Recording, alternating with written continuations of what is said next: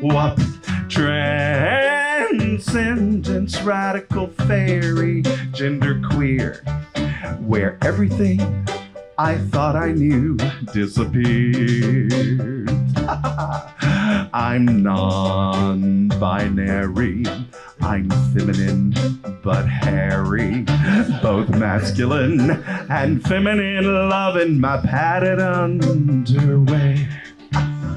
Do do do do do do do wop wop do do do do do wop wop. It doesn't matter what I choose to wear. My identity's not just a bodily affair,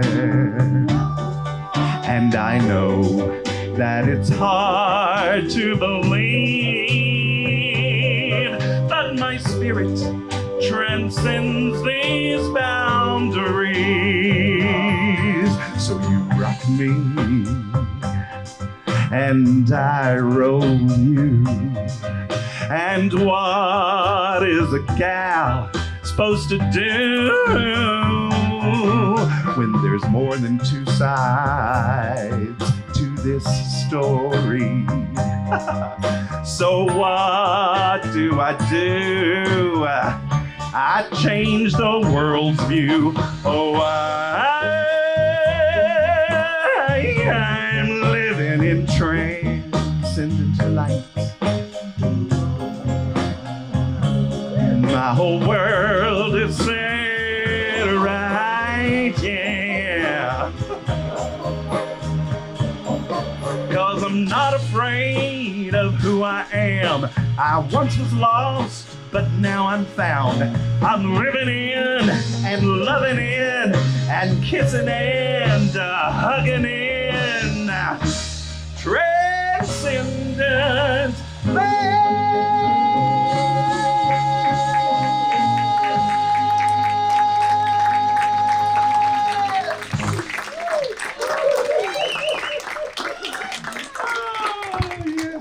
Yes, I have a musical theater background, yes.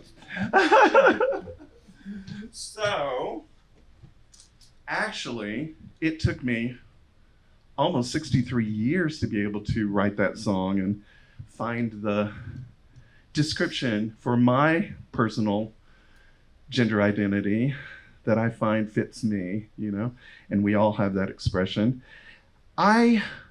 For most of my 63 years, have been trying to answer a couple of questions. And so I'm gonna ask you these questions. What are you afraid of? Are you afraid to be who you are? What price do you pay when you don't live authentically as who you are? Oh, those were tough questions for me because I was born in Muscle Shoals, Alabama, the hit recording capital of the world. Anybody ever heard of Muscle Shoals? Yes, of course. Well, we were churning out the hits. I was born in 1956, you know, in the South. Woo, Lordy. And I always knew that I was different, but I just couldn't, you know, I didn't have words for it. I mean, I knew I wasn't a boy. That was very clear to me. But I also knew I wasn't a girl, and so I just didn't know how to navigate those waters. I didn't have any words, any coaching, any role models, nothing. Until I saw a Time magazine article in 4th grade. Yes, I was in 4th grade and I read Time magazine. But this was a Time magazine article, and on the cover in big red letters it said, "Homosexuality in America." Exactly. Truly.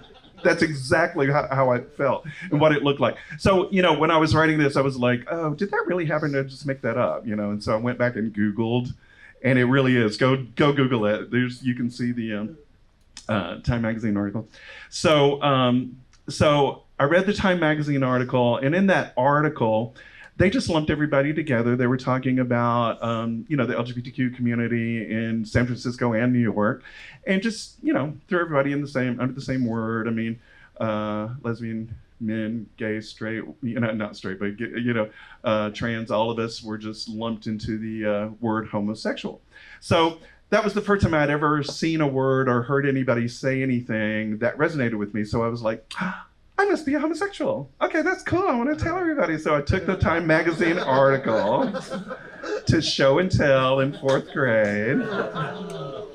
And I stood in front of the class and showed the article and said, I'm a homosexual. That did not go over very well. In fact, they sent me to the principal's office. My parents were called in. And that was horrible because my family, was well known in the area. My dad was a radio and television personality. My mom was Miss Beauty Queen of America. And they were like, oh no, this is horrible. Our perfect family. Oh no. So anyway, they took me home and began a program of trying to make me into a man. But it didn't work! Yay!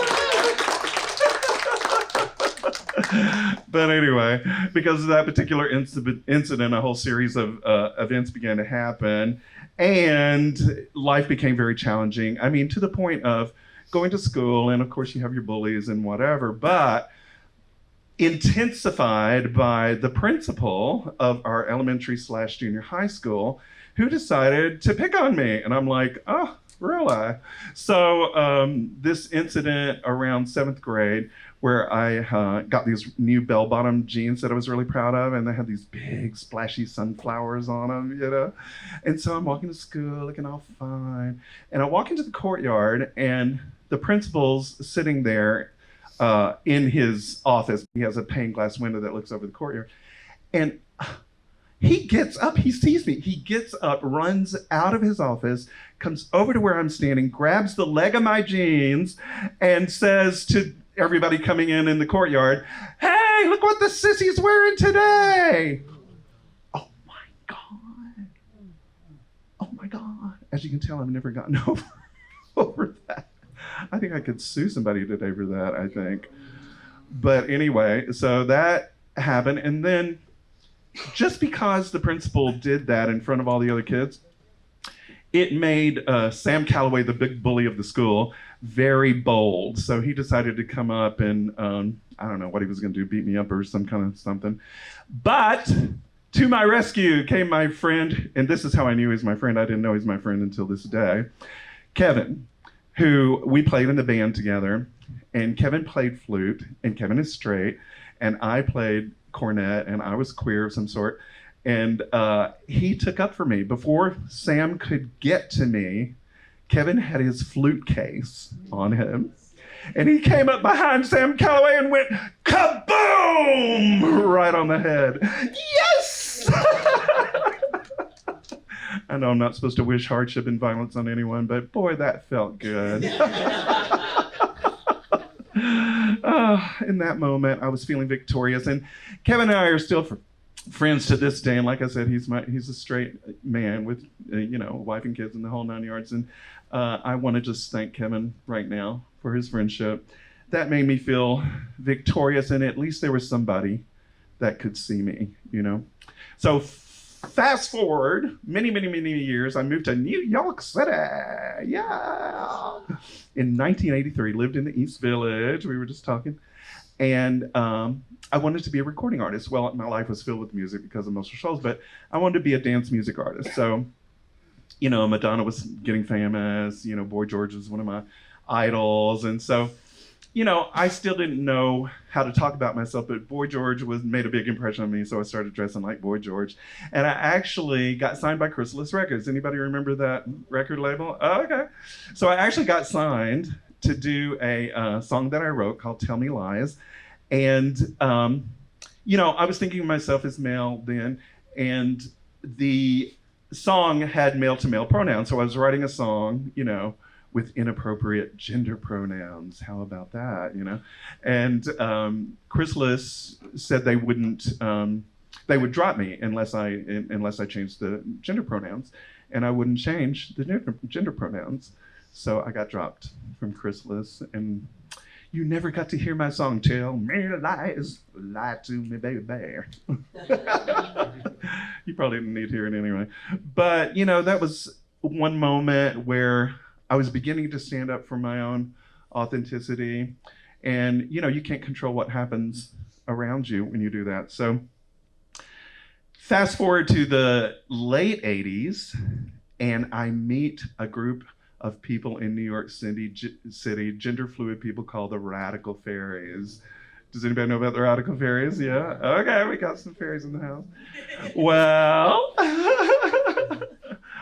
well, this was it. You know, I finally found like I found my tribe. Like, this was a group of people who express gender in many, many different ways. And I found out from my newfound friends that we were creating a commune in Vermont. So I packed my bags in 1993 and moved to Vermont to live in Fairy Camp Destiny. And that's when I took on the name Yolanda and began to call myself Yolanda. And I felt so free for like the first time in my life. I created a rock and roll band. It was called Yolanda and the Plastic Family. We had a great time. We would wrap ourselves in plastic wrap. And finally, around 1999, there was a new queer music scene beginning to happen in New York City called homocore, and that was at CBGB's. Well, I caught the listening ear of the people that produced homocore, and I would drive back and forth and play at homocore. And finally, in 2001, I moved back here. And about 2 years after I moved back here, I met my husband, who is now my husband. And we fell madly in love and found out that we had so much in common. And one of the things that we had in common was that we always were drawn to spiritual things. And the Radical Fairies themselves are a spiritual group of people honoring the feminine, the goddess energy, and Mother Earth. And that reawakened our desire to be in ministry, because both of us had a calling from very young, what we call a calling, to be ministers. So we decided to go to One Spirit Interfaith Seminary here in New York City. And now, a funny thing happened to me when I began to enter seminary. Somehow I felt like, and you may understand this or you may not, you know, queer people have been so oppressed for so many years around the world of spirituality and religion and all of that, and I was deciding to step into it, and I'd been so ostracized from it for so many years that I felt like I should hide Yolanda, you know what I mean? So I went back in the closet, at least I tried to. But one of my very wise mentors said, you should not be so ready to throw Yolanda away. The world needs trans ministers. And that was the first time anybody had ever said something like that to me. And I was so moved. And I graduated as Reverend Yolanda.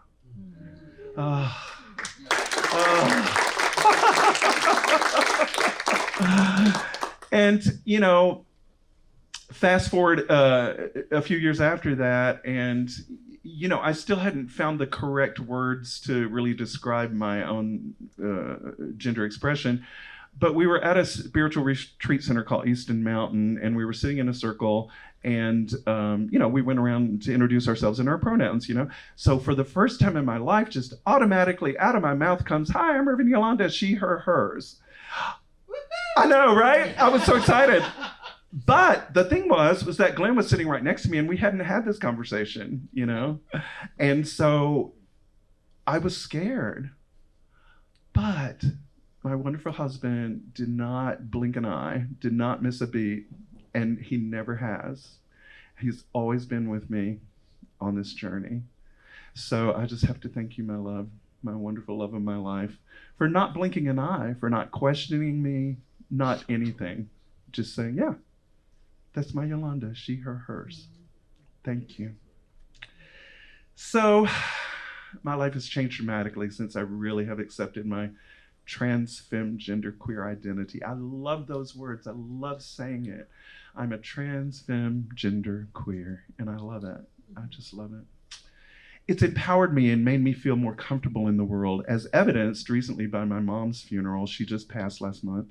And I was afraid to go to my hometown because all of my family would be there, and it would be the first time that they'd seen me since I present the way I present and legally changed my name to Yolanda and use she, her pronouns. So I was very afraid of that, but I was willing to go, and I was willing to let them be there, you know what I mean? Be present with me. And even if they stumbled or whatever, you know, I didn't know. Maybe they'd come right out and just harass me. I didn't know. But I was willing to have whatever experience it was. So I went, and they respected me. And the pastor of the church I grew up in and introduced me to the funeral service as Reverend Yolanda in Alabama. Isn't that awesome? It really is. And so my nephew, he was like, "What's the matter with anybody?" He was talking to my, family, and, there was a little rumble going on behind my back, and he was like, "What's the matter with y'all? Just call her Yolanda. Just call her she, her, hers. That's what she wants. Just call her that, So they did. They stumbled through it, but they did. So I guess what I wanted to really say is, do your best to come to every situation with your authentic self, and it's hard, but if there's just that little tiny bit of willingness, to allow others to see you as you truly are, it's worth it. So now I dream of a world where we can actually communicate with each other. How about that? Will you share that dream with me? Okay. Thank you so much for listening to my story, and we'll hope to see you again. Bye.